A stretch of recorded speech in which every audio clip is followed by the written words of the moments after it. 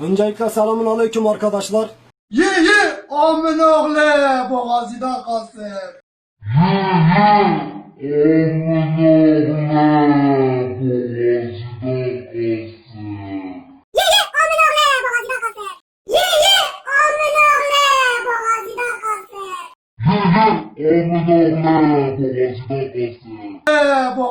Boğazıda amın oğlu kalsın.